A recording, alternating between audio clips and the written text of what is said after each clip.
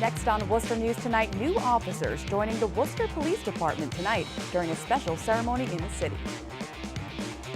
Plus, caught in the act, a passerby leads police to a man trying to break into an Auburn home.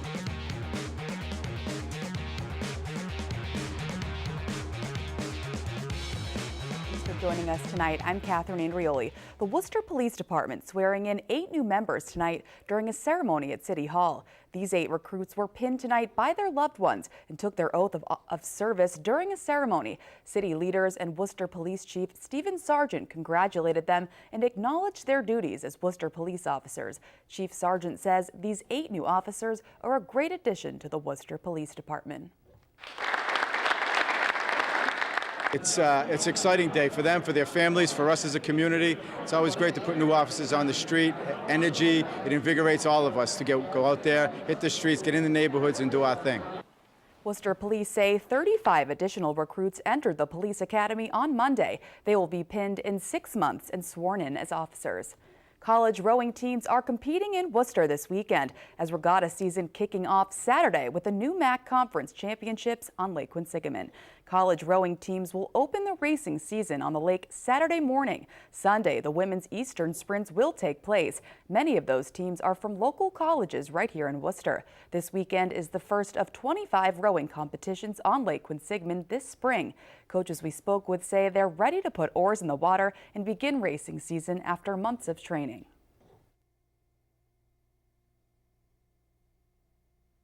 We've got the course in, 7 fully buoyed lanes for 2,000 meters, and we're welcoming teams from all over the country. Wisconsin's coming in, they're Harvard, Dartmouth, Columbia, and they're all coming up to race on Sunday, and hopefully the weather will be good.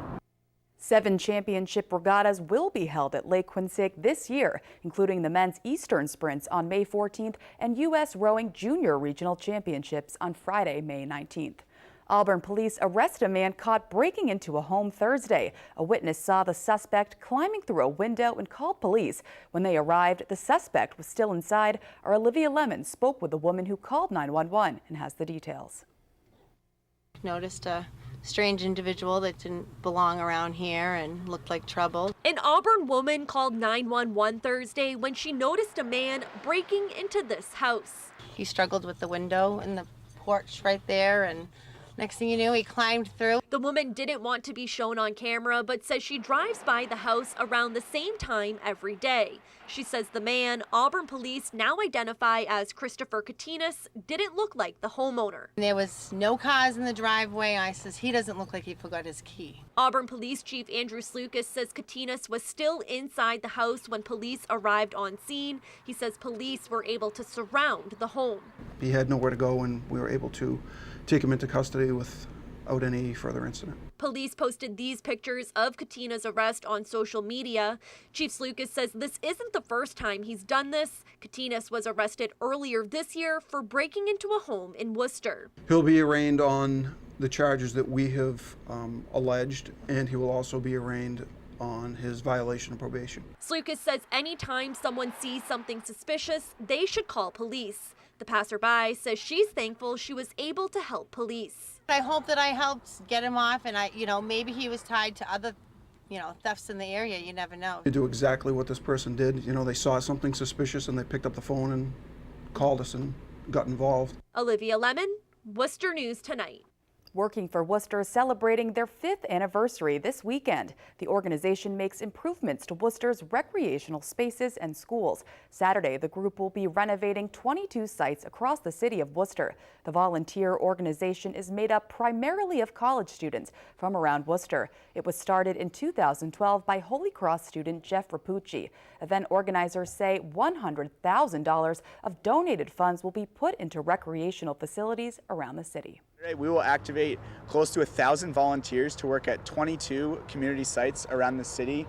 These sites will range from building playgrounds at Rice Square and St. Mary's schools, to building a new basketball court at YWCA school, to building classrooms, gardens, really anything that we can do to make sure the community has safe and healthy places to play and gather. College students and Worcester residents are working shoulder to shoulder, side by side, in transforming our community and building relationships that can have a very positive effect for both. Over the past 5 years, Working for Worcester has renovated more than 100 sites across the city. Today is Arbor Day, and the city of Worcester is celebrating. Worcester has been named a tree city for more than 3 decades, and today organizations and city leaders planted trees at Green Hill Park. Our Rosalind Flaherty has the story. For the 31st consecutive year, the Arbor Day Foundation names Worcester Tree City, USA. It really just acknowledges the commitment that the city of Worcester has to our trees, both in our parks and our street trees.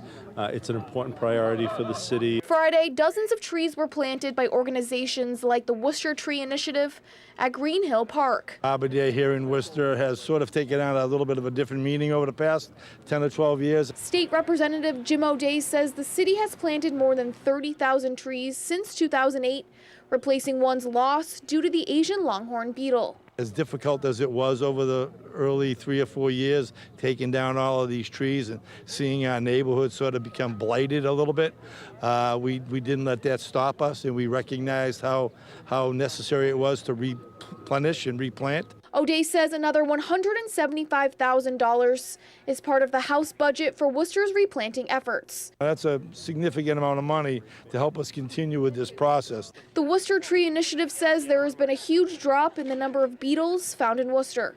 They say they have been replanting Asian longhorn beetle resistant trees to prevent further infestation. It's impossible to take down every maple tree in Worcester. There's too many of them. But what the USDA has been doing is taking down a tree that's infested and a certain amount of trees that are around that tree. And that has really thwarted the beetle. Rosalind Flaherty, Worcester News Tonight.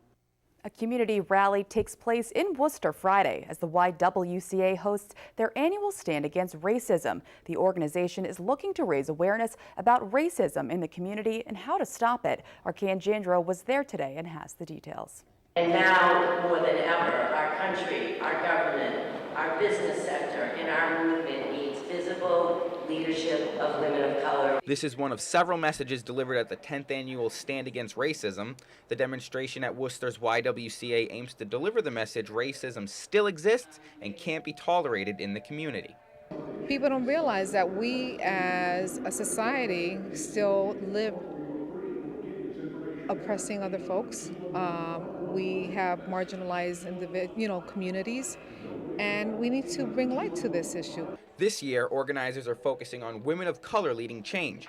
Keynote speaker Tara Hauska is a tribal rights attorney and former advisor of Native American affairs for presidential candidate Bernie Sanders. She says the public needs to be educated on the struggles of racism and oppression. I think we're kind of hung up on this idea that we had a black president and that we've made so much progress and that racism isn't an issue anymore. I can tell you firsthand that it certainly is. The color of your skin does matter, and it is something that is seen by people. Hauska has traveled across the country as an activist for Native Americans. She says the only way to end racism is for society to come together as one. There is no such thing as color blindness.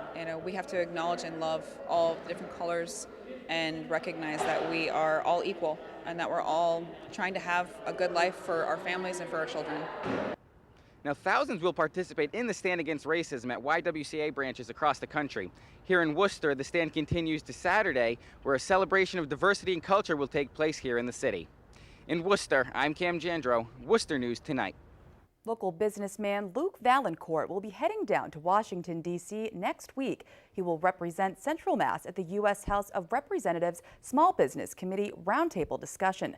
Vallancourt is the vice president of operations at Vallancourt Folk Art in Sutton. He will be one of a handful of U.S. small business owners participating. Congressman Jim McGovern invited him to represent the district, saying, quote, "Small businesses are the heart and soul of our community in central Massachusetts, and Vallancourt Folk Art is a shining example." Vallancourt says he is honored to be chosen. It's a pretty incredible honor, to be honest. It's, small businesses are a big factor of America. And I feel like the government doesn't always listen to small businesses. So to be able to have this chance to, really represent, our local economy, at least, in the small business sectors is pretty special to me. And this discussion on Tuesday will be kicking off Small Business Week. Vallancourt says his main goal during the discussion is to explain to the government small businesses shouldn't be treated the same as corporate